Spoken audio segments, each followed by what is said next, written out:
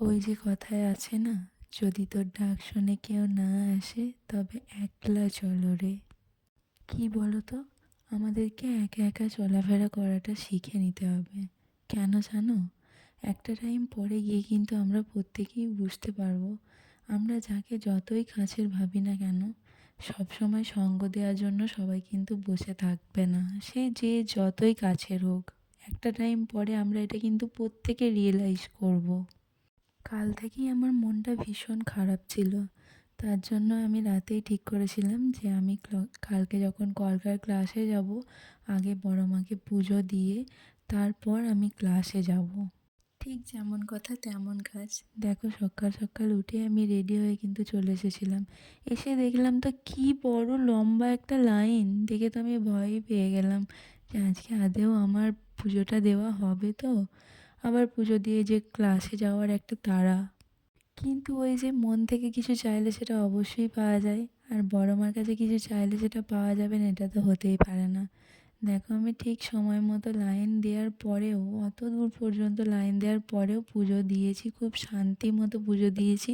খুব কাছ থেকে, মায়ের কাছ থেকে মাকে পুজো দিয়েছি। মাকে প্রণাম করেছি, মাকে দর্শন করেছি, সুন্দরভাবে পুজো দিয়েছি।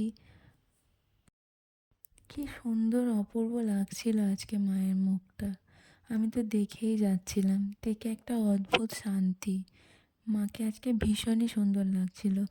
আর আমি বাইরে মায়ের প্রতিমাটা প্রতি বছরই দেখতে যাই, কিন্তু এই ভিতরে প্রতিমাটা আমি এই প্রথম দেখলাম। দেখে সত্যি আমার খুবই ভালো লাগছিল, মনটা একটা আলাদা শান্তি পাচ্ছিলাম। তারপর পুজো দিয়ে বাইরে আমি চলে এলাম। বাইরে এসে ডালাগুলো নিয়ে এই যে পাগলিটা অবশেষে আমার পুজো দেওয়া শেষে এসে হাজির হলো। তারপর আর কি, মাকে প্রণাম করে আমি ক্লাসের উদ্দেশ্যে রওনা দিয়ে দিলাম। মন থেকে চেয়েছিলাম বলেই কিন্তু মাকে পুজোও দেওয়া হলো, আর আমি টাইমলি আমার ক্লাসেও চলে গেলাম। গিয়ে দেখি কেউই আসেনি তখন।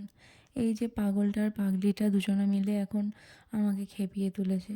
তারপর অবশেষে দাদা এলো, আর দাদার মুখ থেকে জানো আজকে আমি অনেক অনেক অনেক প্রশংসা শুনেছি। আমি কিন্তু কলকার কিচ্ছু পারতাম না, যেটুকু ক্রেডিট সবটাই রাজাদার। দাদা না থাকলে হয়তো আমি জানতেই পারতাম না যে আমিও এত সুন্দর করে কলকা করতে পারি। আমি এত সুন্দর করে চিন্তা ভাবনা করে একটা জিনিস তৈরি করে বানাতে পারি। সব কিছু ক্রেডিট করে শুধু দাদা। দাদা, তোমাকে অনেক অনেক অনেক ভালোবাসা, অনেক প্রণাম। আর্টিস্ট আর্টিস্ট বলে বোঝাতে পারছি না আজকের দিনটা আমার কাছে কতটা স্পেশাল। তারপর আমরা টিফিন করতে বেরিয়েছিলাম। টিফিন করতে বেরিয়েও তো একটু পাগলামি করতেই হবে। আর এই পাগলগুলোর সাথে থাকলে তো অলরেডি পাগলামি তো হবেই, তাই না? এই যে বকতেই থাকে বকতেই থাকে, মাথা খারাপ করে দিতে থাকে। তারপর আমাদের ক্লাসে ছুটি হয়ে যাওয়ার পর আমি বাড়ি চলে আসার জন্য বাস স্ট্যান্ডে বাস ধরবার জন্য বসেছিলাম। আমার ভিডিওটা তোমাদের কেমন লেগেছে অবশ্যই কিন্তু জানাতে ভুলবে না। Tata, by.